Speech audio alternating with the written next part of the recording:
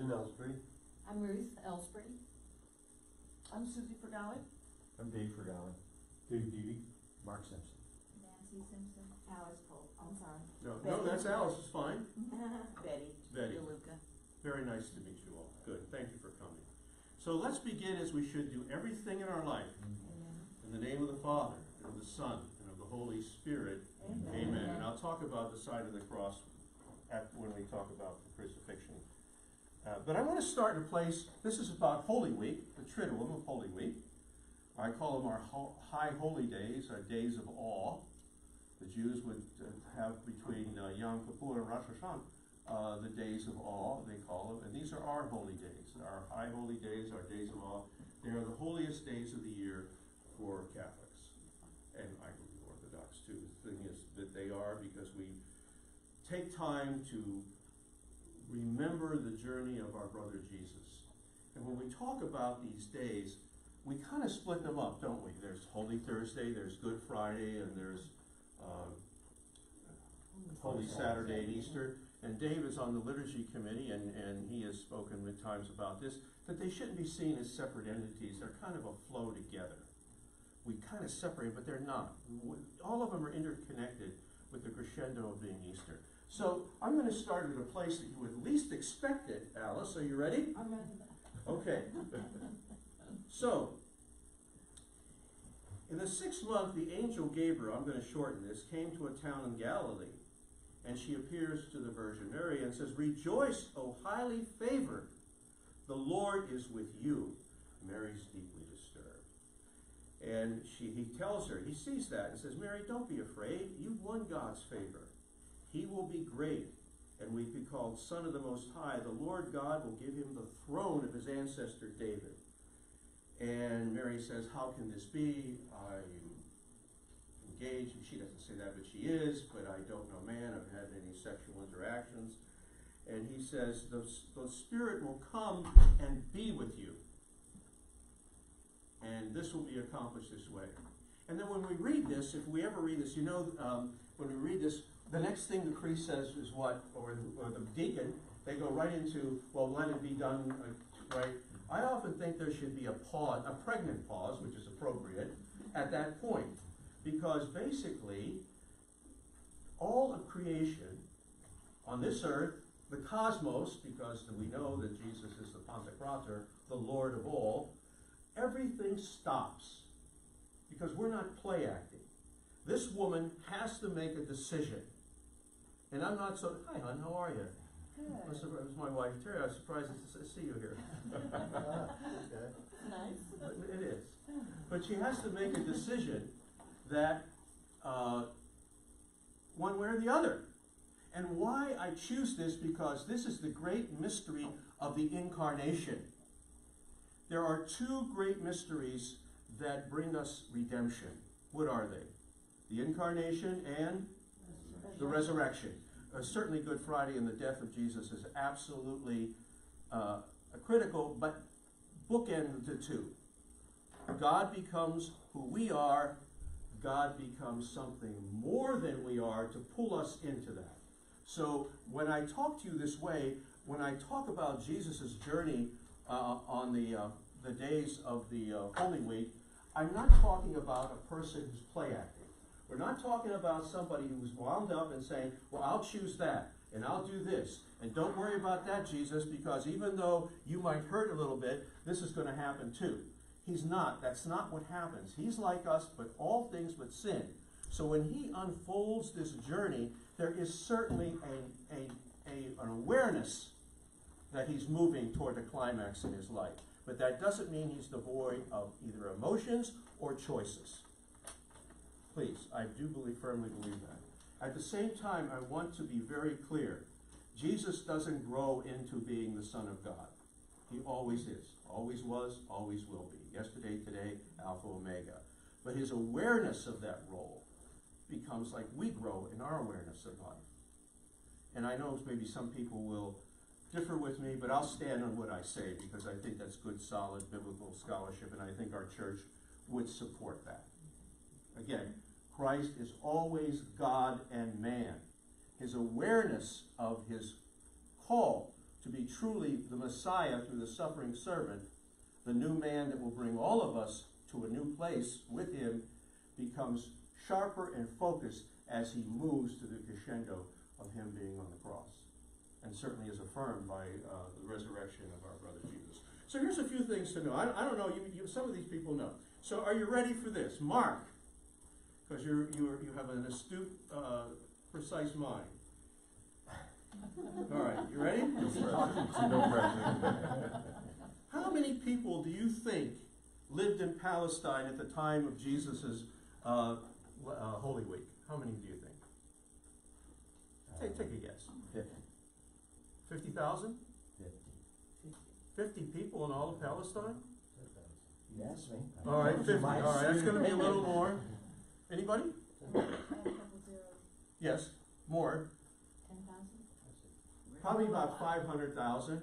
Oh my God. There are maybe, and I don't know, these historians, I read this stuff, but I don't have time to do the scholarly backup. I'm talking about biblical archaeology. Some would say that with the diaspora, there was 5 million Jews throughout the Mediterranean at the time that this occurs, and 2 million lived somewhat in the closer environments. This will be important for some of the things that are going to occur.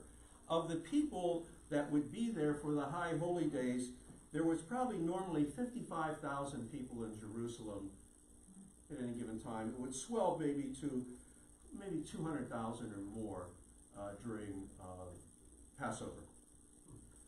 And and of those, 18,000 of the residents were clergy, priests, and of the Levi. So there was a sizable portion that basically was plugged into the temple. And that was the center of Jerusalem. So can you imagine Jesus as a boy, you know, when he got lost? Mm-hmm. And he's approaching this big city. He lived in a city probably 60 miles away or more. But this must have been pretty awesome to him to see something like this. And as he approaches the city, and all the things that are going on, and of course the temple, we know he was in the temple, right? So, you know, I want to talk a little bit about the temple. And the thing about Holy Week, I never got a copy of this. There is a woman pilgrim who wrote a travelogue in the early 400s. Her name was Egeria. It is in existence. I have not had a copy. But basically, she went to the Holy Land as a pilgrim and wrote down her experiences. And some of her writings, this is pretty early, she can see the Palm Sunday. She can see some of these reenactments and processions, etc., that already were occurring in Jerusalem, you know, relatively soon after the establishment of the church. So that I think is pretty important, that we see that this is moving on. Jerusalem was a city of commerce, and basically because of that temple. And I'll explain to you in a little bit. So I'm starting with Palm Sunday because Jesus is approaching the city of Jerusalem, and what happens? Yeah, he says to them, you know, go get the donkey, follow this guy with a jug of water. And I was just reading today that maybe the guy was, you know, just saw this, the jug of water maybe was in a scene, because women normally carry the jug of water, but Essenes weren't married, so it maybe was in a scene. There were probably just as many Essenes as there were Pharisees. Okay, you know, big knowledge, but you know what? It does play into that. That's where Jesus lived. That's where he was part of. So again, as he does this, he fulfills a prophecy and says, tell the daughter of Zion, look, your king is coming to you humble and mounted on a donkey and on a cart, the foal of a donkey. And basically that word humble or meek, if you study the Greek, it doesn't mean that somebody's cast down. And so, oh, you all go first. That's not what it means. It means, when you study the Greek word, it means that if I am meek, in that word, I have a position of power. And I have authority over whatever it is. It could be my family, it could be a boss, it could be a king. But I am meek because I will treat you with respect and not hurt you with that power. I will make you something more than I am because of who I am. It's a wonderful word, and this is how Jesus approaches things. So he is, as he goes, he knows the end is near. He does. And the types of Jews that were there, they were broken. I'm going to ask you this question again. Hey, by the way, I used a couple different books, and I want to certainly give, reference them. One I just purchased was a little pricey. I'm sorry, we'll have to cut back on something else. It was called Jesus in Jerusalem. It's a great book. This one is called Entering the Passion of Jesus. This was very modest. This woman is interesting. I like her as a scripture study. Her name is Amy Jill Levine, Levine. What's interesting about her is she is an Orthodox Jew, a biblical scholar of absolute great repute, who specializes in the New Testament. Isn't that an interesting combination? So when she writes, there's a deep, deep flavor of what she's saying. Although a Jew, she has deep, deep respect for our traditions and our story. And the last one was written by Benedictine, and I, again, thought this, Jeremy Driscoll, Awesome Glory About the Resurrection, and again, easy reads. Even this one here, a very easy read. You go along. So, okay. So, as Jesus is going, you have three types of Jews come into the path. They're all Jews. Stupid. But the three groups.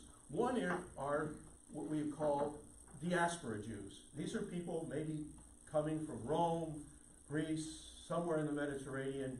They're making this pilgrimage. Some can't do this every year, but they do it sometimes. So they're coming. The second one is kind of like the folk people out in the field, live with suburbanites. And the third entity, if you can quantify them, maybe this is too strict, but nevertheless, get the idea, are city Jews. So the ones that are out there saying to Jesus, putting the palms down and saying, Hosanna, son of David, what group do you think they are? No. No. Diaspora wouldn't even know them because they're too far away. They're the folk. The suburbanites, where Jesus spent most of his ministry. They would have some connection with him and learn a little bit about him. Jim said the redneck. The redneck. I don't think they're redneck, but you get the idea. And at the time of Jesus, I don't know if you knew this, Betty, I don't know if you know this, there were many healers and preachers. Did you know there were other healers and preachers that performed these functions, etc.? What was different about Jesus? He spoke with authority. That's right, and people realize that. Very good. The other thing is, he didn't collect the fee for his services. He didn't require. No, by the way, all labor are worthy of their hire. But he didn't collect the fee. Not only that, he's preached to people, and more important than these other guys, he actually would spend time with people, talking to them, commiserating them, being with them. So there was something different. And there was one miracle that happened just shortly before he enters Jerusalem that really riveted a lot of people. And it ticked off a lot of people and endeared a lot of people to him. Which one was that? No. Healing on the Sabbath? No. Outside the gate? No, the Orthodox celebrate this as we celebrate Palm Sunday. They celebrate this. It's Lazarus' resurrection. They call it Lazarus Sunday. That was a riveting. And why was it riveting? Because unlike the others, didn't happen immediately. Remember when they said word, your friend Jesus, Lazarus, is dying, and Jesus and the apostles said, well, we better go. And Jesus says, no, we'll take a couple more days. So it's that 3-day venue. When he gets to the tomb, the idea is this guy's corrupting already. So when he calls Lazarus forth, this truly rivets people. And of course, other people saw that this was happening. They may have thought that somehow there was a scam, but they really got more upset about Jesus because he was drawing more people to him. So, we have that going on there. Okay. And then, so we have that Palm Sunday. We have types of groups of power structure in Jerusalem at the time. We have the Sadducees. Does anybody know anything about the Sadducees? Go ahead, tell me real quick. Did not believe in the resurrection. That's right, they did not. That's a defining thing. They were well respected. They were aristocrats. They were much more learned than the average person. But you even wonder if they believed in a God sometimes. You know, they believed in the traditions of the people, etc. And maybe they did. Maybe that's an overstatement on my part. We have the Pharisees who believed in the law and supported the law, and actually had problem with the Levites. The Levites weren't holy enough? Well, they just thought it was, you know, see, they always thought that the law was more important because of the diaspora of all these people. How could you go to the temple and sacrifice when you were lucky to get there 2 times in your life? So they were looking at something else to fall back on, to not exactly take the place of the temple, but be substantial, akin to the temple, and that would be the law. And that's when Paul has problems with some of this, because, and Jesus would side with what group?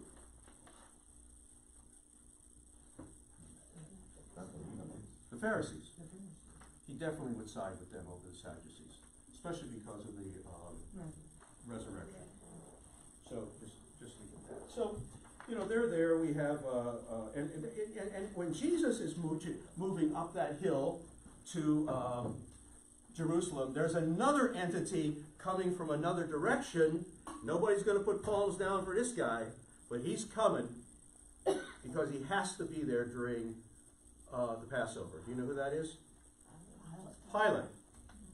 And I'll explain to why he has to come. He doesn't live there, but all these Jews have problems around Passover. In 26, called it the Common Era, or AD, there was some uprising, which he did not take kindly to, and he crucified 2,000 Jews.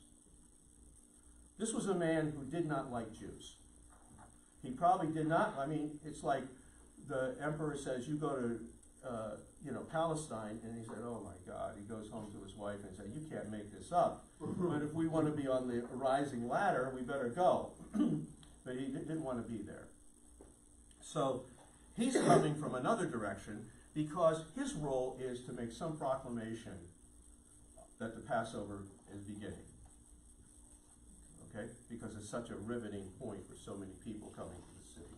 So he's on his way there too. And of course, there will be conflicts, clashes, etc. Jerusalem's temple was built by Herod the Great, who was a very ruthless man, but a very gifted man with politics. Now here's a man that backed Mark Antony and Cleopatra, Caesar, Mark Antony, Cleopatra. He didn't back Augustus. So who won? Augustus. Augustus defeated Cleopatra and Antony. So he runs to Augustus and says, I can't believe I made this mistake, but I can handle this area if you want. And Augustus probably was so busy, he said, go and do it. So he did. Very ruthless man. A big builder. He started this temple. It's Herod's temple. And while the temple could not be bigger than the one that David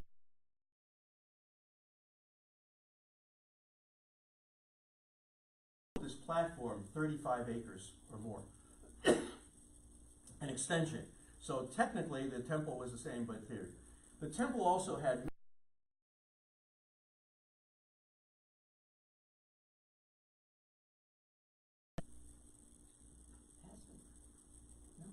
Yom Kippur.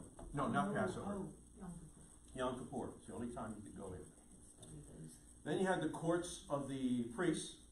You had the courts of the Jews. You had the courts of the women. And then you had the courts of the Gentiles.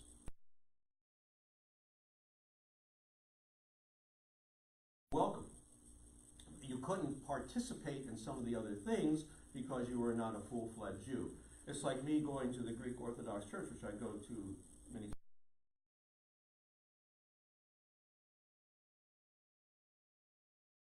I mean, I'm there, I pray, people like me.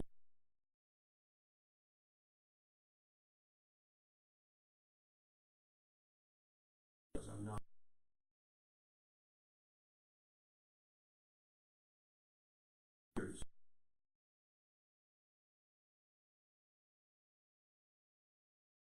got into Jerusalem, what would that be?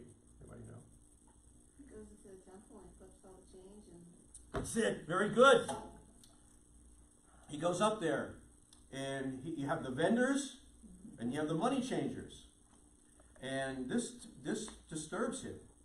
Now, if you and Jesus becomes actually not in John's gospel, but the others, he becomes violent. You don't think of that, but he does. He takes a whip, he's bringing it over, he's hitting people. I mean, there's an anger management issue here, right? So, but that's where he's called. That's what he's doing. Actually, I want to speak in behalf of the vendors and the money lenders. There is no proof that the vendors were shortchanging or cheating people. You know why? People wouldn't stand for it. The money changers, you know how you got to be a money changer? You had to buy a license. It's interesting, isn't it? Yeah. You had to purchase a license from, I don't know if it was from the Romans, or I'm thinking the Romans, to actually set up and do these money changing things, because if I had American dollars and I'm going there and I needed to sacrifice it, I had to use Jewish currency. So they would be the ones, and they would get some money back, and there'd be probably some other money going to the temple, etc. Do you know that at the time of Jesus, every family, or male at least throughout the world, had to pay a half a shekel for the upkeep of the temple yearly? The only thing is, I don't know what a shekel was. And there's still a temple tax, isn't there? Well, I don't know if there is, but that's what it was. I know that at some synagogues, you have to, if you have a seat, I know you have to purchase a seat or something at these things. So the temple is there. Now, when you look at this temple, and you see Jesus coming up even as a boy, and I wonder, this is not a quiet place. This is not, especially at Passover. You would have, it's a cacophony of sounds and people gathering, and it's actually a joyful place, because basically people are gathering there that never see each other too often. They're coming there to sacrifice and interact, and they also, this is one of the few times, they're not fasting, but because of the dietary issues of the Mediterranean at the time, it's one of the few times in the year that they'll eat meat. Not that they wouldn't want to eat meat like we do more often, they just didn't have the availability or the thing. So basically it was a time of, hey, let's get down, this is going to be a good interaction time. The other thing about, PETA, the people against, would have a tough time, because as you approach, Josephus, right, you have the cacophony, these wailing of animals, thousands and thousands of animals, because they're being slaughtered. So you have all that going on. So you have all this stuff and interactions and people moving here and commerce and people greeting. It's not, don't think of it a temple like you come to church. That's not what this was about. You made your, people could go and pray in the different courts, but it was more or less a lot of activity going on. So when Jesus did the money changers, some of the things that I don't think he was thinking, you know what I think he compared it to? You call it a den of thieves. And a den is where you go after you steal. And in the Hebrew and Greek, it's not occurring right there. I take it upon the person, and maybe myself, who, you live the week and you do these things. There's things you should do that you don't, things that you don't do that you do. And you come to the Eucharist Mass, etc., and you don't, you're there and you sing loud and you greet people and you put your money in the box, and then you go home and do the same thing again. And that's what I think he was trying to address with these people. That what's changing? Everybody's getting caught up in this, but where's the change of heart that's supposed to occur? And I think that's a good message for us. Now, the other event that I wonder most people would not reference this is the women who anoint Jesus.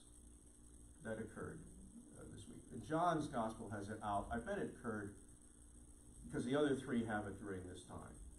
And it's interesting that when the woman, let's say Mary of Bethany, approaches Jesus, well, she knew him to begin with. There must have been something about this man's character that would, they think, allow them to do this, to pour oil on his head, on his feet, etc. There are people that you can approach, correct? And you get an instinct about, well, will they take a shake of a hand, or will they, you get that instinct. For example, I'll just tell you this. Father Pat and Father Fernando, especially when I haven't seen Fernando in a while, I will hug him and kiss him on the cheek. And I've always done that with Pat. I would not do that with Father Fred or Father Brian. It's not, it's just the take-up. It doesn't mean one, but you've run that. So there must have been something about Jesus. He didn't know these women. He knew Mary, but he didn't know the other one, that would invite these people. And these women had great courage, right? To walk up to him, and perform this action. And, Judas is saying, hey, it's a lot of buckos. They're going down the tubes here. And, Jesus tells him that you'll have the poor with you always. I don't think he's talking about the poor that we physically. I think he's saying, look, there always will be people that are needs, that need you in life, and you have to be there for them. But today is my day. I need something. I'm moving quickly toward this event, and I'm nervous and anxious, and I need something. And this woman, of anybody here, is recognizing that. She is anointing me for what is coming. So I just think it's good to reference that, because throughout the ministry of Jesus, there are women who do step up when other people do not. So let's go then to Holy Thursday. Should we call it, David, when you're studying, should we call it Holy Thursday or Maundy Thursday? Which do you think? What did they teach you? I go with Holy Thursday. Correct. In the old thing, we would say Maundy. What would Maundy mean? No. Mandatum, I give you a command. So he's giving command, love one another, wash each other's feet, etc. So, but I like Holy Thursday too. So,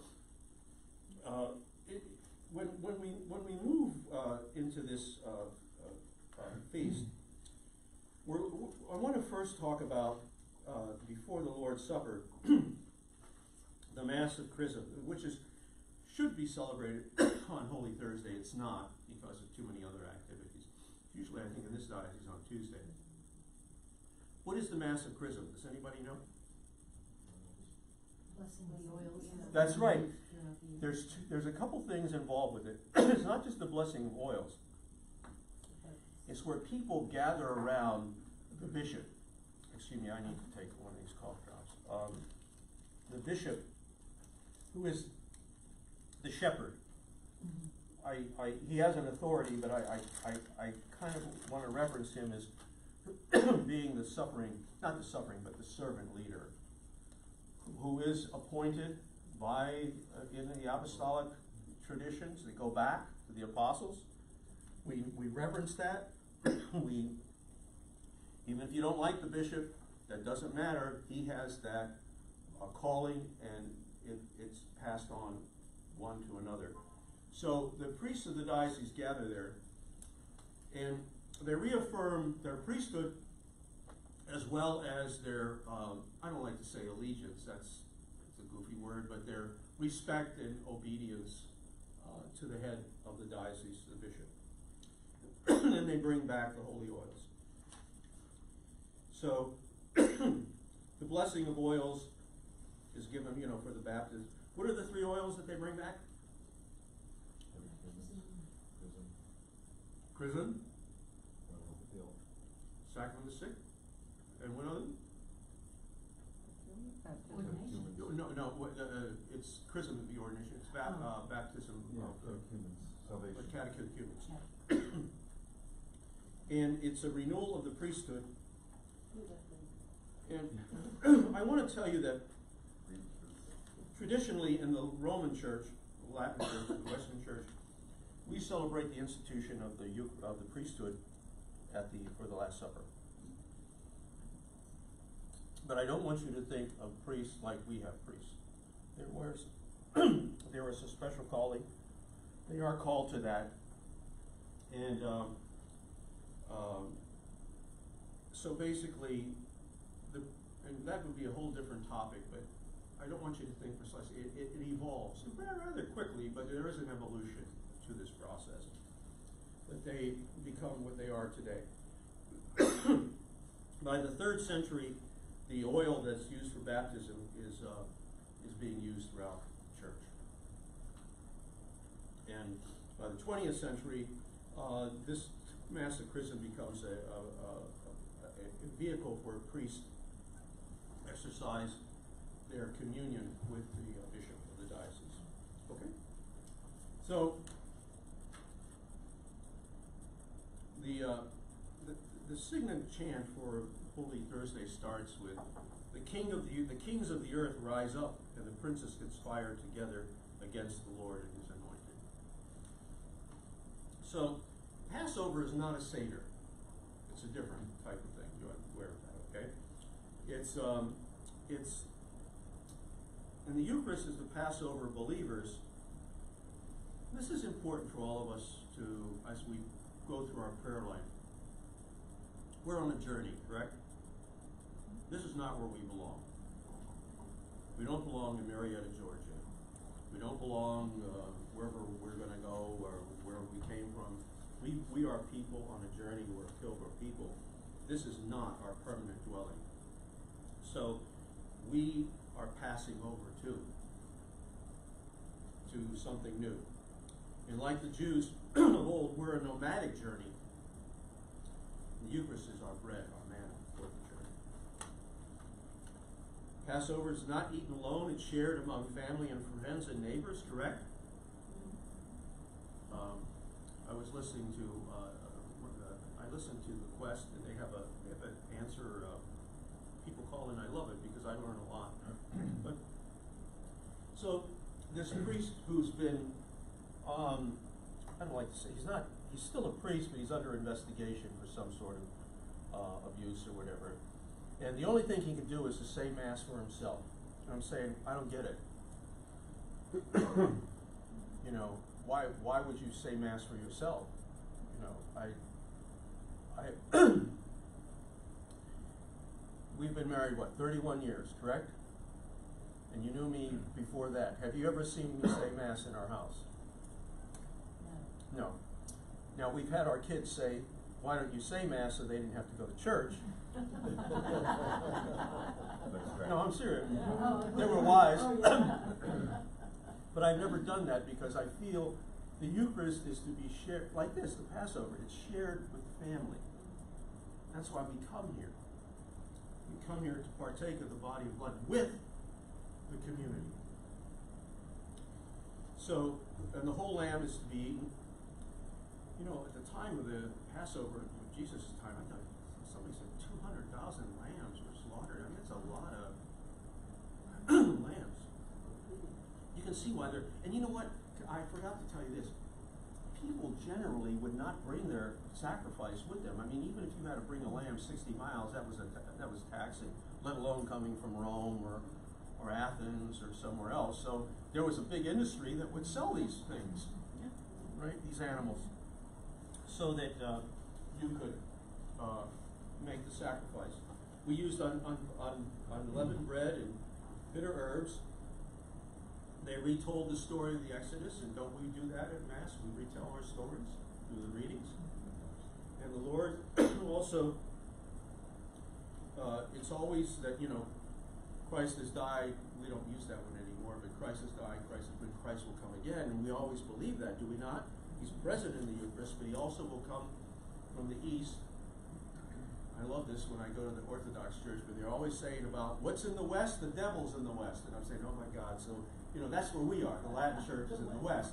But nevertheless, we're always looking for the East, for the Lord to come to us for the second coming. Passover is marked by the blood on the door, and blood, of course, is synonymous with life.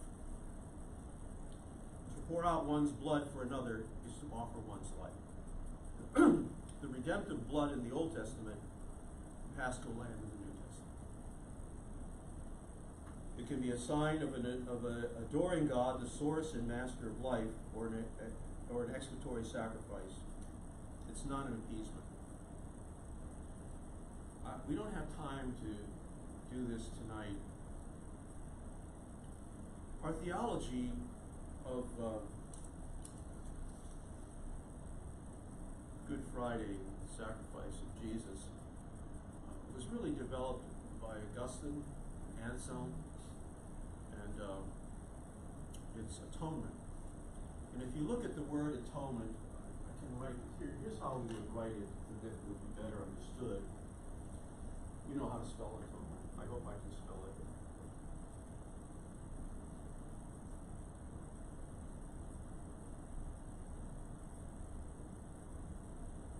So it's an action that makes us one. We're separated from God because of our sinful nature. The sacrifice of Jesus makes us one. The Orthodox do not ascribe to that. They ascribe to the fact that the incarnation and the resurrection is the redemptive acts. Jesus had to die, of course. That's not the issue. And it was a loving death and a sacrificial death. But it's not to appease the Father. Just think if we believe that, what kind of Father do we have that sends his Son and wants his Son to bleed to death in the way that he did so that we can do something different, right?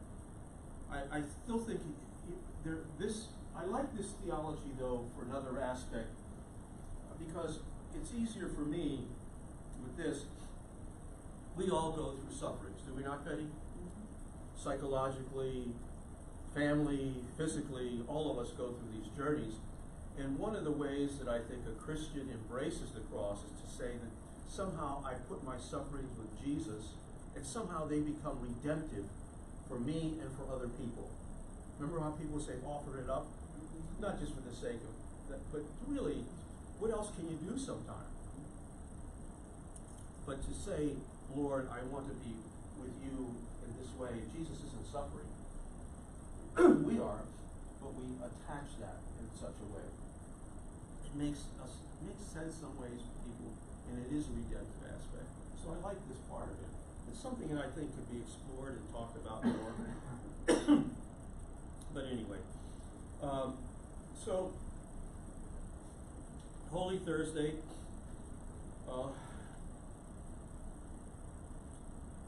Is a time for the institution of the Eucharist, correct? What else? There are 5 places in Scripture that reference Holy Thursday, the Last Supper. What are they? 4 of them are easy. Gospels. 4 Gospels, where else? Paul. Paul. We're studying this. So, and which one is the earliest documentation? Paul. It's interesting. He wrote those epistles probably in the early 50s, and already able to reference the Lord's Supper and sharing. So in a matter of maybe 20 years, you see what's happening in our communities. They're gathering to break the bread, to share the cup, as Jesus told them to do. This becomes the signet center of a community. John doesn't do the words of institution. What does he do instead? More theology. No, well, he does in his final discourse. But what other action occurs? The washing of the feet. That's where his big thing is. I will serve you as I expect you to serve each other. Correct? So that is a powerful message. It's always about discipleship for John. When our Holy Mother is at the wedding feast of Cana and raises Jesus' consciousness, I like to say that. You got to do something for these people. Jesus wasn't going to do it, but she says, you got to do something here. And he does. What does she do afterwards? What does John say she does?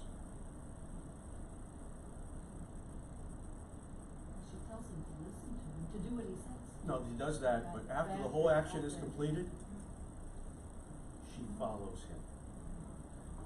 She becomes the disciple par excellence of John. That was always the key signet that John would always recognize Mary as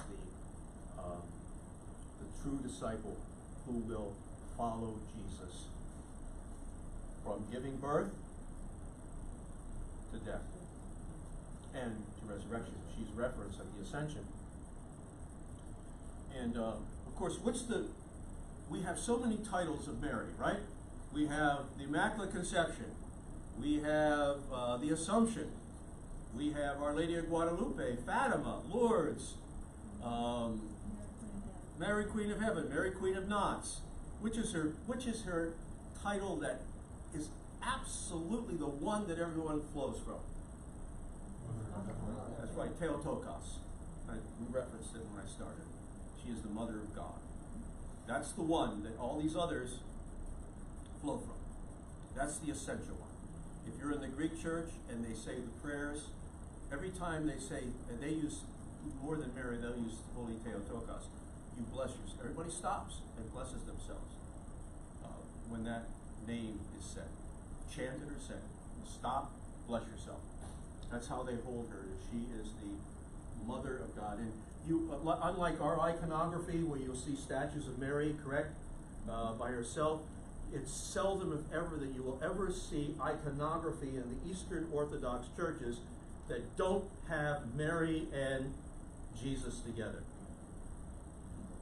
They're always together. Mary holding Jesus. It's the connection is there. She's the Theotokos, the God bearer who gives us the God, the Son of God. Okay. So we have those things going on. What else? We have the presentation of oils, right? We have washing of feet. What else do we have on Holy Thursday? What? The Last Supper. The Last Supper, right? And washing the feet, we do. We have 12 people.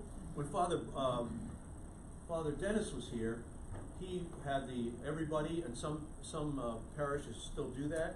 It's a very powerful symbolism that you wash each other's feet. It takes a little bit of time, but not that much more time. I thought he had a good idea there. Kind of got voted down subsequently when he left, but nevertheless, I thought it was a good idea. Maybe in smaller parishes it works better, but I thought it was very powerful. It's a symbol, and symbols speak to us. So it's that idea of serving. And so one of the things about the Eucharist is, and this is where we in the Orthodox are absolutely on the same page.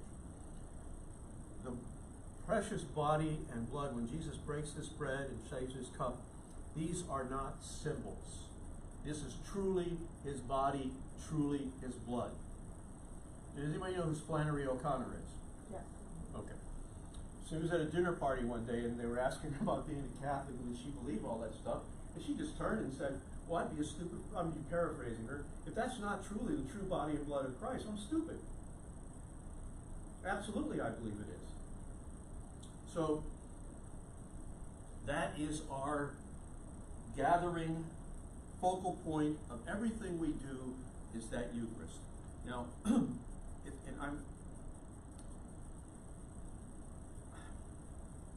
I'm not saying, I'm talking about the Eucharistic action, the Mass.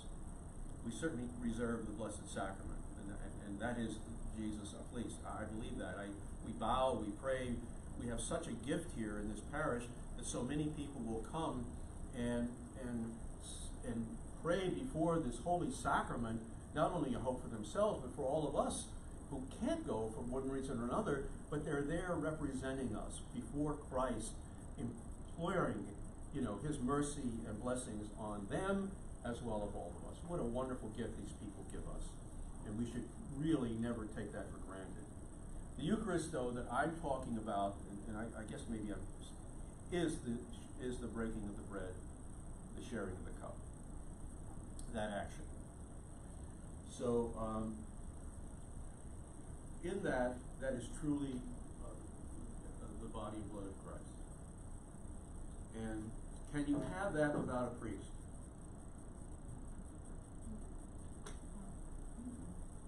No. No. That is not, you need the priest for that function. Is it, when the priest says Mass, is it, David, his Mass? That's right. That's right. Whenever you hear a priest say that, you tell him gently go in the sacristy afterwards and correct him. That's not his Mass. He is our representative. He has the gift, the blessing, the affirmation, the sending of the bishop, the affirmation of the community. But he offers that Eucharist representing all of us, but you do have to have a priest who's validly ordained by an apostolic succession. That it's not his Mass. Do you agree with that, David? Oh, without a doubt. Okay, I thought you would. Okay. So, were there any women at the Last Supper, Nancy? Probably serving. If there were, probably, I kind of think probably not, but nevertheless, there probably was not. And we have Jesus, given his thing, as someone is going to betray me, correct? And what's everybody's response? Not me. Oh, and I never could figure out, even as a boy. So Jesus says, the one who dips the bread with me. And I'm saying, well, what are all these dingoes? Don't they see him dipping the bread? Apparently nobody picked it up. And then he tells Judas to go. So we have these 12 apostles and Jesus, and one other entity is at the Last Supper that we don't reference much, but it's important that we do.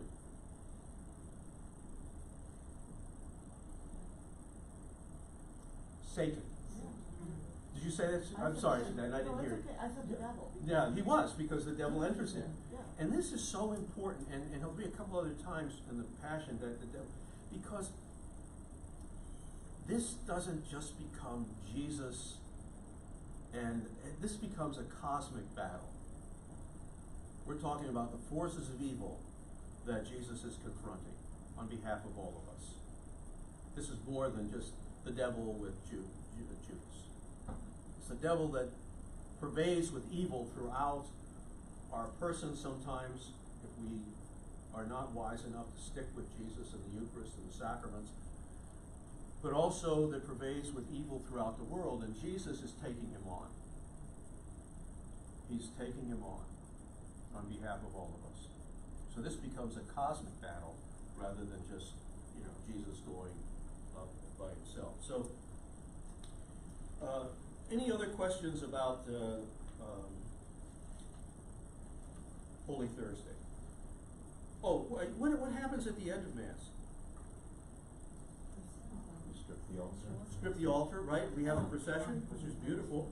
The Pange Lingua, where the sacrament is carried forth for adoration, right? It's reposed in the Blessed Sacrament Chapel.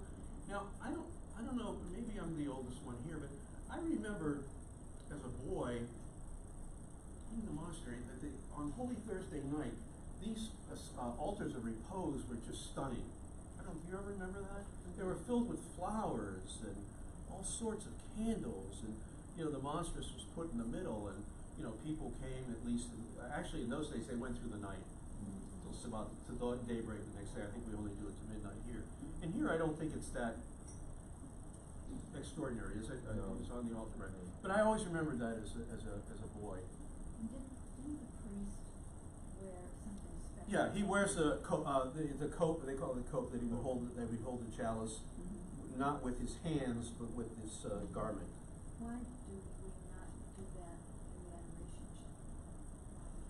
And mere humans touch that. Like I think many things.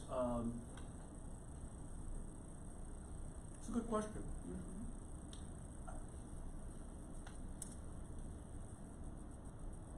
Let me just say this, and I could be wrong.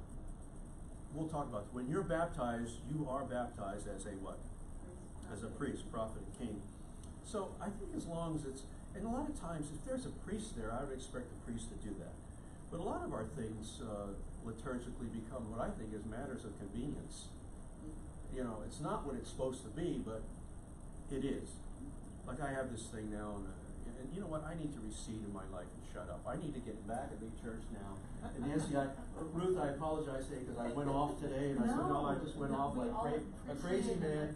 But I think in our group, but I think sometimes I need to just, Mark, sit in the back of the church and say, oh God, Jesus Christ, have mercy on me, a poor sinner. No, I'm serious.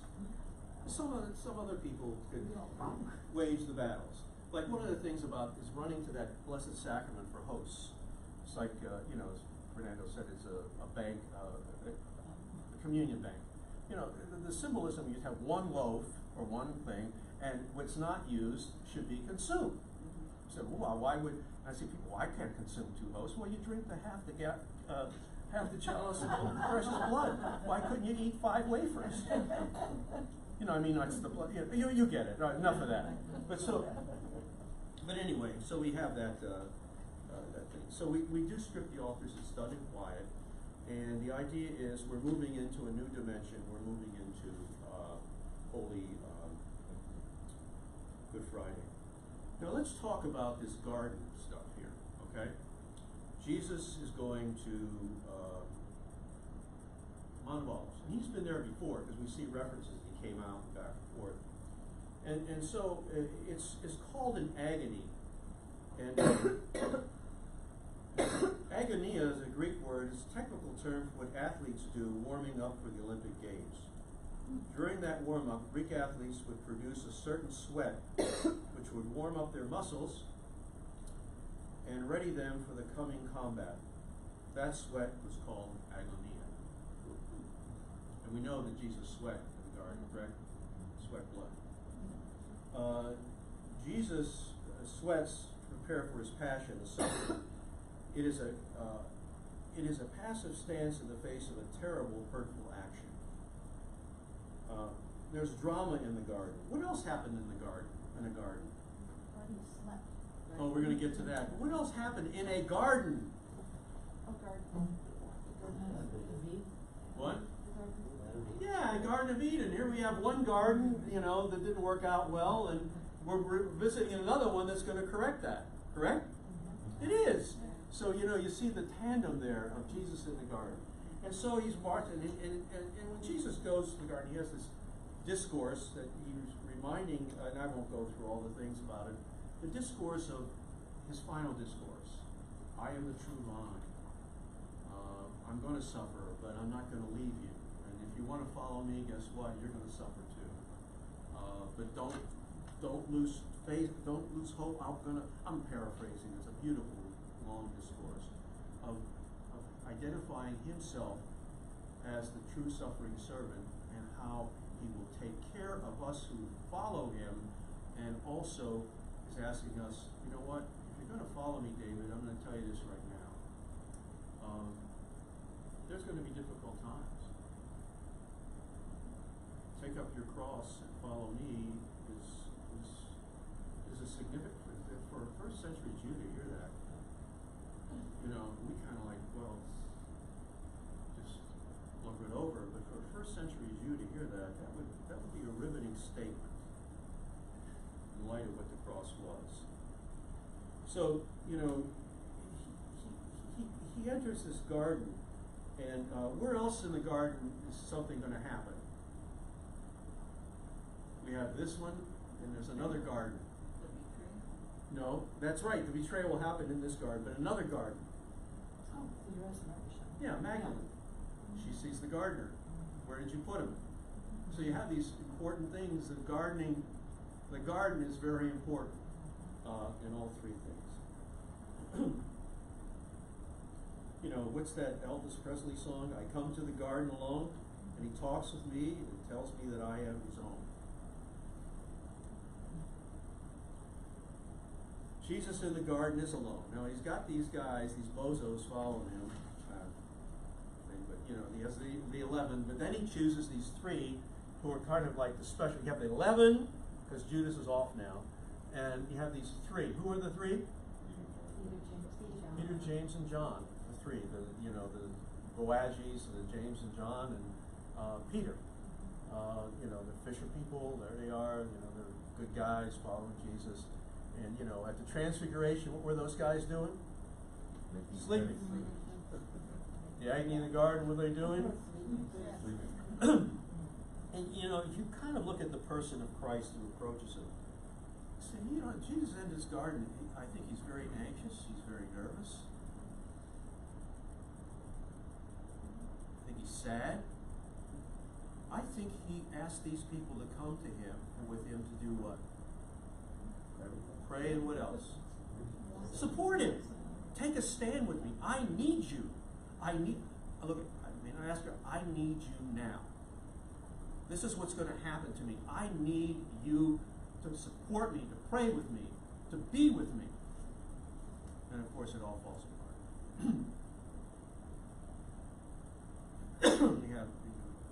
Then we have the people come.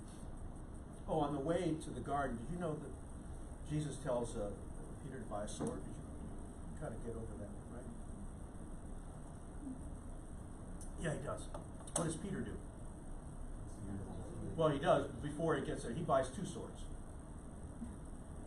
So, and a scripture scholar says he probably did that to say, we're gonna be in a conflict here.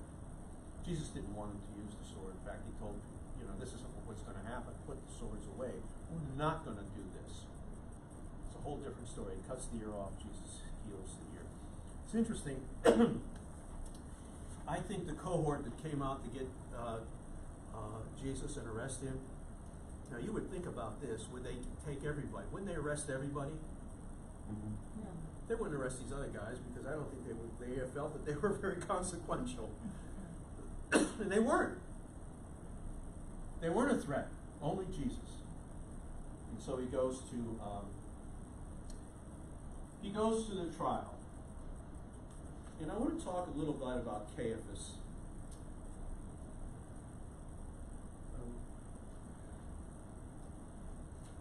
I have some things here. This thing was a kind of like,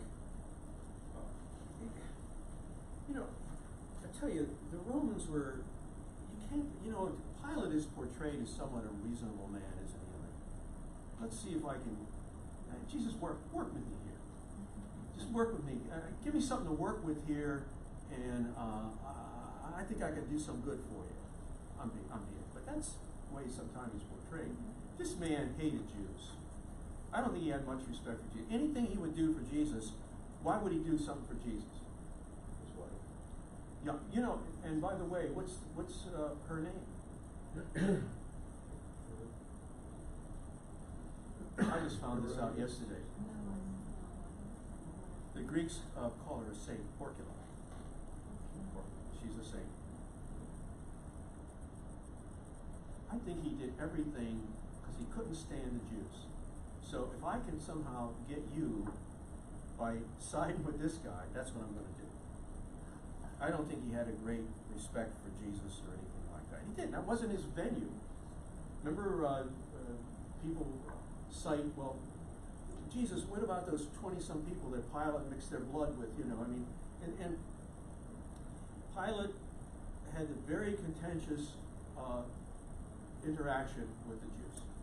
And I'll tell you what, the Romans were very afraid of at this time. They really, like if this thing occurred, big red lights were going off in their head. Anybody who had a following and a group of people that was more than a handful, this made them very, very, very nervous. So you can start seeing. Now, let's put Annas and Caiaphas. Annas is his father-in-law. Caiaphas is the high priest then. And Annas said, one person needs to die for the sake of everybody. Why would he say that? That was in the prophets. That was written in the prophets, was it not? That one person. Well, I think they question it, but here's the thing. They were this high priest was there. You had Rome there, you had the people here. And basically he was in the middle. And he's trying to keep some semblance of order. If they play this out too hard, what's going to happen? If If the people get too rambunctious, what happens? Pilate moves quickly and decisively. You know, at the temple, which is massive temple, there was the Antonia or whatever. It was a garrison that overhung the temple of 3,000 legionnaires. This wasn't like, let's all mix up and have to. This was big time business that they were going to really monitor and ruthlessly watch what occurred. So during this trial, which probably, was held for religious reasons, but they probably went to Pilate saying, look, this guy doesn't pay taxes, and he said he's thrown himself up as opposition to Caesar. That would have resonated with Pilate. That he had to do something here. So the high priest is the one that said Jesus should die because he's trying to keep order. I think he had problems with Jesus because of his popularity. But I think the real thing was, especially at the Passover, they did not want to have something where the legions fall on the people and be a disaster. Don't forget he killed 2,000 because there was another time that Pilate, and you find these by extracurricular, what do you call that? Not Gospels, but well, not even apocryphal, but other writings. So one of these times, so to provoke the Jews, he has these banners of the legion, march not into the temple, but near the temple, and the banner of that particular legion is a boar's head. Well, you get it, right? Yeah. You get it. So I mean, he's doing this stuff, and so they really had an uprising, and several people were hurt, and he was ready to move his legion against them. And what a lot of the people did was they did a different tactic. They went to Pilate and said, "You have to remove these banners," and they bent down and offered their necks to say, "If you don't, we'll die here. We won't resist." It was like passing. And he backed off. Interesting. So, you have this thing with Pilate. The trial, you have the preliminary investigation at probably Annas' residence at his house. Jesus is abused. The outcome of that trial is inconclusive. Then you have Peter's first denial. Then you have the trial before the Sanhedrin members with Caiaphas, the high priest, presiding. Time is usually after midnight. And Caiaphas is, maybe it's Caiaphas' residence is still going to be at Annas' house, but it was still within that context. The outcome, Jesus is condemned to death for blasphemy. Remember, he says, "You'll say that I am." He rips his garter tunic as a sign of shock. Then we have Peter's second denial and Peter's third denial. Jesus is abused and mocked. And the Romans had this tactic of mocking people, that they wanted people to suffer. They were going to mock you. That was one of their stalwart, regular insignia type thing, and just mock you for who you are. And I guess it was copy that. And he said goes to the full Sanhedrin, probably about 4 a.m., and then we have the death penalty, and he's transferred to Pilate. Why did they transfer him to Pilate? Yeah, Jews couldn't kill him. It only could be a Roman authority. That's why Romans actually executed Jesus, not the Jews. That must have been by Roman law decree then, because the Jews certainly had laws in place where they could execute people for Adultery, etc. adultery. Yeah. Maybe it was outside of maybe some But in the country. I don't know if it'd be in the middle of Jerusalem where the Romans were, but it was their jurisdiction. The Romans way of keeping peace. And they may sign off on it, but it was going to be their say. So we have him, and we have Jesus going to Pilate. We go to Good Friday, and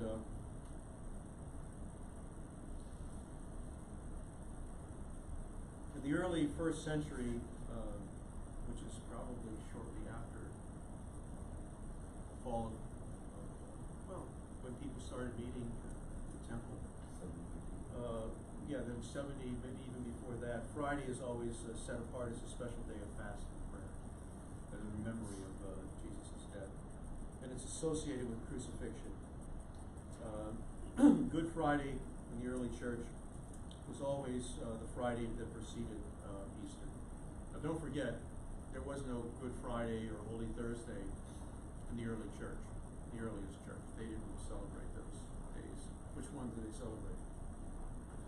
Resurrection. The others were a tie-in. So our Good Friday is the celebration of the Passion of Jesus. The Eucharist is not celebrated, you know that, but you can receive the Eucharist. So what do we call it? The Mass of the Pre-Sanctified. So the gifts are sanctified on Holy Thursday, distributed again on Good Friday, but it's not Mass. No other sacraments can be celebrated. It's not precious blood, is it? Yes. Do we keep the chalices for Good Friday? We used to, yeah, but it's always ciborium for the.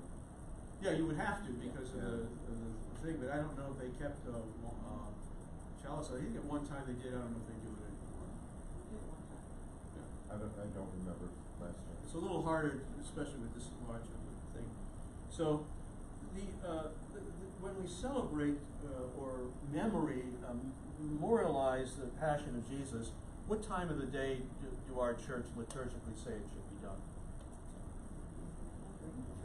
3 p.m. Okay? We don't do it here, and I'm sure other churches don't because of the people. It's usually in early evening, but 3 p.m. is when it's supposed to be done. We do have services here, though. Do we not? We have Stations of the Cross. Station of the Cross, yes. Yeah.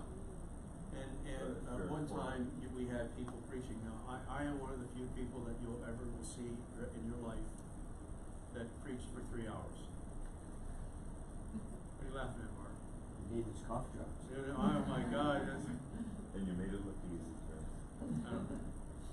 You took little breaks, but not big ones. But it was like a quarter of basketball where you take a couple minutes. But it was where you would preach for 3 hours between 12 and 3, and then you would start to celebrate the memorial of the. And these new liturgical forms, you know when they were changed and by who? You know the reforms of Holy Thursday, Good Friday, and Holy Saturday by Pius XII, 1955. Before that, it was different celebrations. Abstain from any festive celebration. Now, when we celebrate Good Friday, we know that Christ is risen, don't we, Nancy? So we're not celebrating a dead person. We're recalling the journey, so that it might in some way affect us. So we have the Mass of the Pre-Sanctified. The priests come in silence, correct, and prostrate on the ground. Am I right? And you have the prayers. What are they? 5 or 7 prayers of the church that we pray for the various segments of the church. We used to pray for the conversion of the Jews, and that's changed. Of course, we don't do that anymore. We pray for them, but we don't pray for their conversion. And we have the reading of the Passion, John's Passion. We have the veneration of the cross. It's very powerful. You know, the cross is unveiled, I guess, in 3 sections. There should only be one cross. Like David, we've talked about that in the past. So and people then would come up and make their own veneration. Some people take their shoes off. Some people, the last 5 feet, may crawl on their knees. Some people just bend over and kiss the cross. It's a sign of veneration. In Cincinnati, people still to this day on Good Friday, you know what they do at Mount Adams, right? Yeah, they climb the steps. On their knees. That's pretty significant. If you've ever been there, hill to the top of Passionist Monastery there, and the people start at the bottom here where the river is, and on their knees, they still do it to this day. So each step, it's a lot of steps. Well, I mean, we're not talking like walking up the 2nd floor. I mean, that's a heck of a lot of steps, and they go step by step on their knees as a sign of penance. So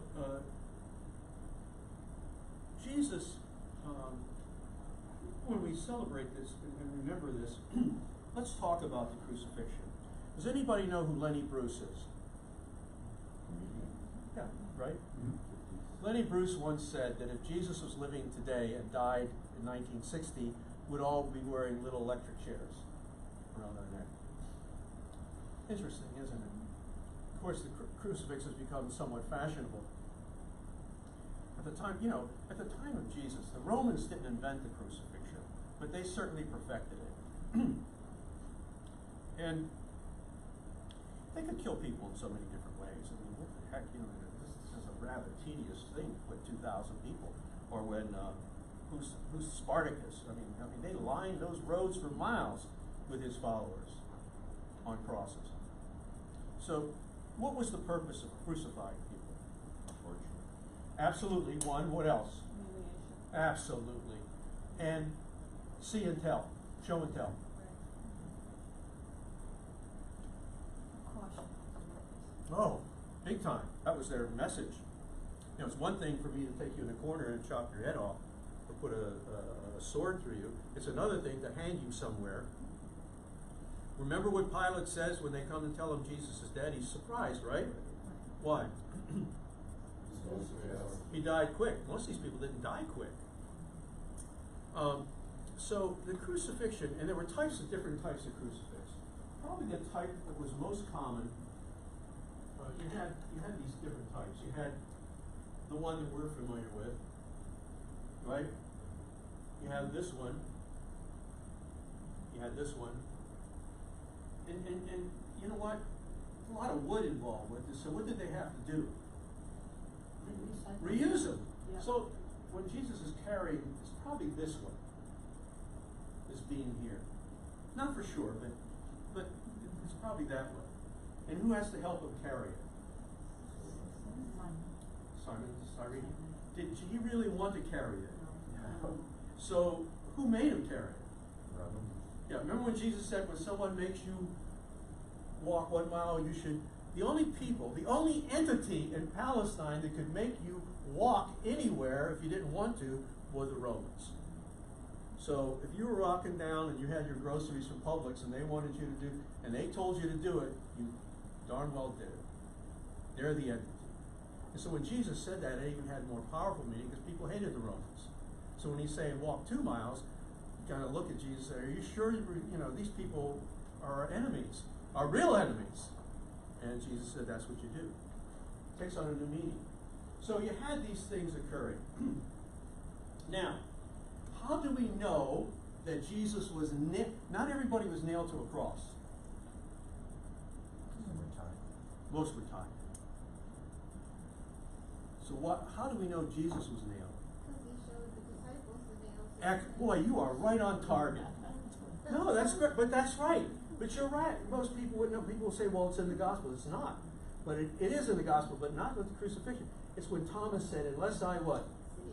Put my hand, so we do know that that's what happened to him. Most probably were not. They were hung, and the idea of being shamed. Think of the culture at that time. It's probably somewhat still in the Mideast. It's very familial. So it's one thing that I have a son that has to be executed. I mean, there'd be a lot of shame, but these were families, extended families, that were identified with these people. So if I'm putting to death somebody in your family, your whole family is shamed. It's a whole buy-in. So all these people would, some people would prostitute their daughters, some people would buy things just to get those people off that cross because of what the imagery was to the whole family. So when you have Jesus on that cross, it's definitely his pain and his hurt, but he had brothers and sisters. We think they were either Joseph's children from another family or cousins, etc. But he had family, and there was always some sort of buy-in with this, that they would be very ashamed by this. People in the crucifixion, these Romans were ingenious with this. They would hang the bodies close to the ground. You know why? The animals. The dogs would come out at night. This was not like we envisioned the Christian, you know, this really was painful, hurtful, scourging. You know, you're a doctor. Sometimes you put something, you can rip the hand away, so they have to put something there to brace the thing there. And they come, and because it's a Passover, they're going to break. That's how they usually kill people. They break your legs. You know why? What happens when you break your legs? You can't. Yeah, that's right. You can't pull yourself up anymore. So they go to the good one side, the other side, and they break there, and they come to Jesus, and they see he's already dead. So very symbolically, they stick the lance in, and out pours what? The life given to all of us, the water that gives us life through baptism. Symbol of it. So Jesus is taken down from the cross. Now, this is interesting. I was reading an article about Dostoevsky. And Dostoevsky was probably one of the best, Tolstoy and the best, probably the two best Russian authors. Dostoevsky, this is a true event that occurred in his life. He went to the art museum in Moscow in the 1800s, late 1800s. Not 70, you know what I'm calling 1890 or whatever it was. And what is it, the Heritage in Moscow? I don't know. But he's looking at the pictures, and he comes to a picture of the dead Christ in the tomb, and he has a seizure. He's so affected by it, and he remains affected by it, that he incorporates that experience into his novel, The Idiot. And this was the picture. It's by Heinlein, a German, I believe, or a German or Dutch painter, if you want to pass it around. And this is the dead Christ in the tomb, not the one that comes down from the cross and is held in the Pietà. This is actually him in the tomb. I've never seen a depiction like that in any place. If you look closely, it's hard to see. You can see, if you're familiar with corpses, that he's starting to decay at fingertips and other places. So this really affected Dostoevsky because he really understood the ramifications. This was Jesus who's dead. And there's no comforting of the body, like being held by Mary, etc. There's just simply, this is what it is. When you die, this starts happening to you. You start decaying. Remember, he's a man like us in all things. Sin, yeah. So I just thought that was somewhat interesting. I'd never seen that picture, and it's certainly not something that would be glossed up. You know, the crucifixion is the crucifixion, and it's brutal. We sometimes bring our faith to it 2,000 years removed, but at the time it was a very significant journey that occurred. So we have, you know, Jesus doing this, and then we have the famous last words. We won't get, but they are beautiful words, and you can almost touch if you read those and concentrate on all those words. You know, Father, forgive them.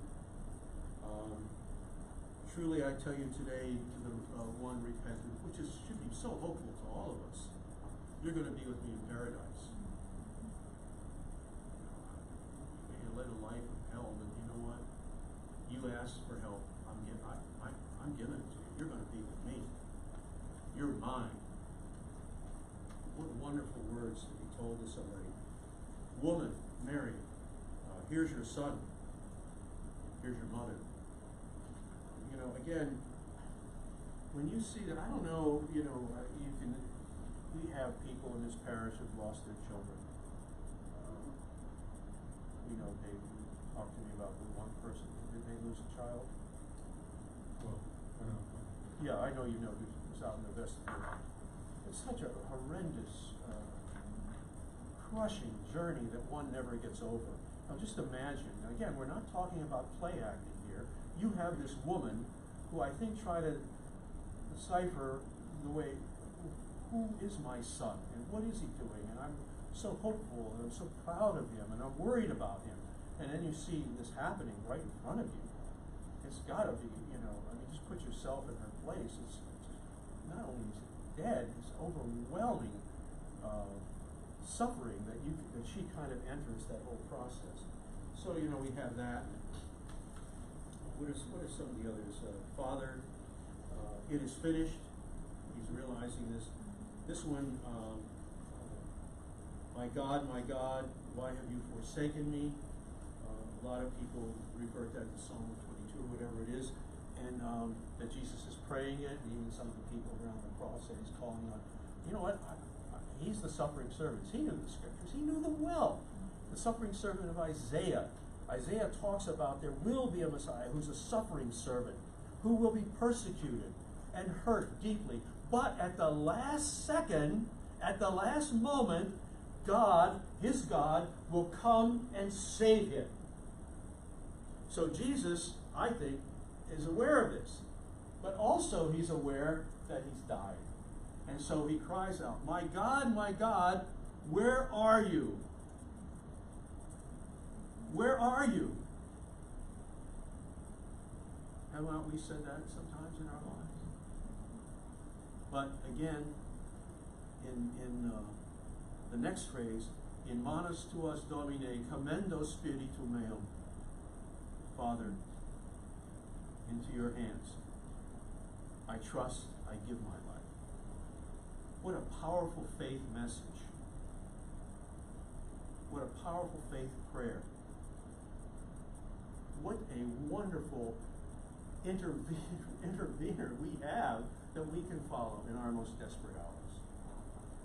So, and then we have the burial. And Jesus is put in a new tomb, correct? And you know what about the burials at the time of Jesus. So you got the new tomb, which you kind of rented out for a year. So they put you in the tomb. That's why they reused them, and this was new. And after a year, they would open the tomb, and then you'd be the bones, because of the climate, they would collect them and put them in an ossuary, and then bury them somewhere else. So it was a year of mourning. So that's what they were expecting of Jesus. So we go now to, we're going to have to really move on this real quick, because we are going to end on time. The Easter Vigil, we start with the Holy Fire, correct? And this is a great, if you've never been, has anybody not been to an Easter Vigil here?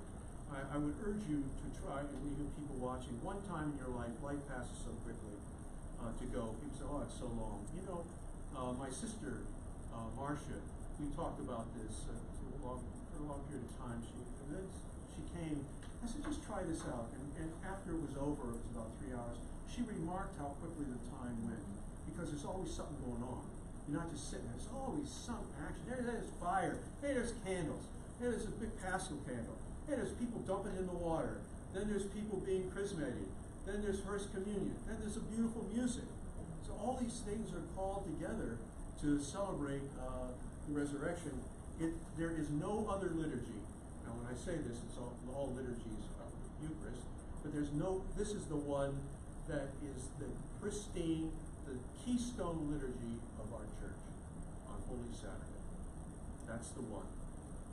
That is the one that we should center on and move from.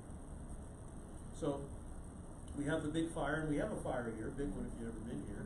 Boy Scouts put it on, correct? Sometimes you have to stand away from it because you'll get burned. You get burned.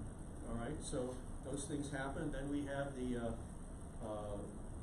deacon, the priest puts the traces the alpha mega, puts incense in to the 5 places, to the 5 wounds of Jesus. And then we have the deacon, like Dave, would take that candle. It's a big candle. 100-pound candle. That's right. And you're well suited for it, and you're carrying that. And you know what that candle represents, David? What does it represent? New life. New life. It's the risen Christ. Yes. That is the risen Christ. And you're going to take that into the dark church, and all our other candles that come in, the light will be illumined from that one candle. That candle will burn at all during Paschal season on the altar. After it will burn for baptisms and funerals, because it's the risen Christ. So we have this going on. We have the Exultet that goes back to the 9th century. Father Fred sings it very prayerfully. That's a very old hymn, and one that is certainly exalts. And the phrases I like best are Felix culpa. What does that mean? Oh, happy fault, oh, necessary sin of Adam. In other words, if Adam didn't sin, there's no Jesus. So we're recalling this great movement of redemption, and we're putting a new hook on it. Thank God Adam didn't do well, because we would not have had Jesus. It's a different way of putting it. Then we have the baptisms, correct? And we do baptisms on Holy Saturday with submersion, not immersion, submersion. Now, I don't think there's been a child that has been immersed in that baptistry at a regular Sunday Mass in the last 25 years. Oh, my wife tried. I know, David, that was my son. Gabriel. All my sons were, I got in, remember I got into the baptistry, you handed me the child, and I immersed, not submersed, immersed, put him up here. Pat poured water in there. That, if you look at the Catechism of the Catholic Church, that's the preferred rite of baptism. Do you know why? I do not see things clearly, but when I go into the waters and the water is poured over me, in the name of the Father, Son, and Holy Spirit, I rise from the water and see all things clearly in Christ. Very powerful symbol. In our earliest churches, the baptistry sometimes was bigger than the church, because baptism was essential. Yeah. So again, we're just a few minutes, so I wanted to just talk about that. We have the chrismation of people coming into the church. The resurrection is the central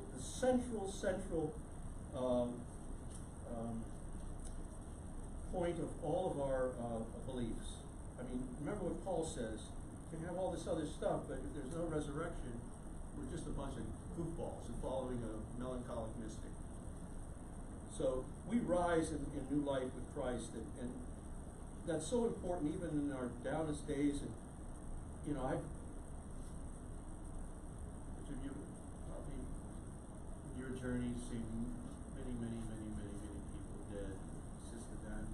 What I did in the past, there was hundreds and hundreds of people, and you look at this stuff, and it always amazed me that it never got old or boring or but always when people are passing, here you have people certainly with hope, holding on. I used to have a cross, holding on to this cross that I have. How many hundreds of people held that? Because that's their last hope. Their last hope. I am dying. I'm afraid. Please help my faith. But I believe. Please help my belief. Lord, like the apostles of old, help my belief that this is not the end, that I become a new person. So, there's other things, but I think that generally covers it. And I thank you for joining me tonight. This Holy Week is a chance for all of us.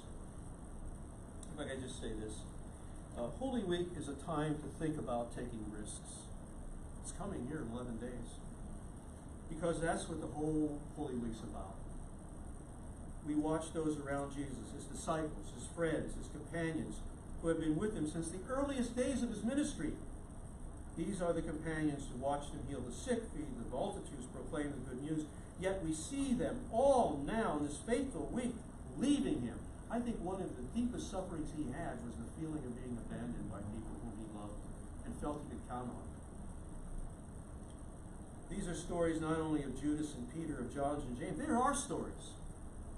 There are stories as well. Who stands firm and who runs? What happens when you run? And what can we do now that we failed maybe ourselves to find through these wonderful mysteries and through our community? Whom do we need? It's not just about us. Whom do we need to bring back to our community?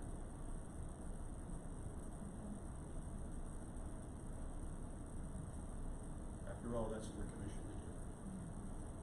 And now the final thing, Carla, 1 minute, are we ready? The sign of the cross. I will show you how traditionally the sign of the cross was made. The Greeks still do this, we don't, but it's okay. The three fingers, like this. If you want to try this. Father, Son, Spirit. The two fingers. Jesus is God. Jesus is man. And you slowly, you don't have to take it, in the name of the Father, and of the Son, and of the Holy Spirit. Amen. It's pronounced.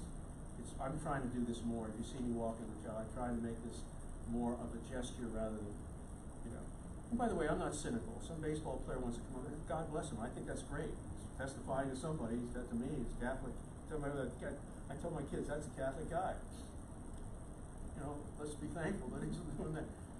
The Latin is generally the five fingers. Now, all of us, for a few centuries, all of us did this. Father, Son, right side, left side. Shortly after the 6th or 7th century, we went to the left side. And we used the five fingers for the what? 5 wounds of Jesus. So there's symbolism. So when we make that cross, I think we should do it more pronounced and with some sort of idea that what we're doing, we belong to Jesus. This is what people in the early Tertullian in the 200. In 200, he said, you know, people were wearing their forehead out, making this cross. So they were doing it. Anyway, thank you so much for the time given. Blessings on those in whom you love. Thank you.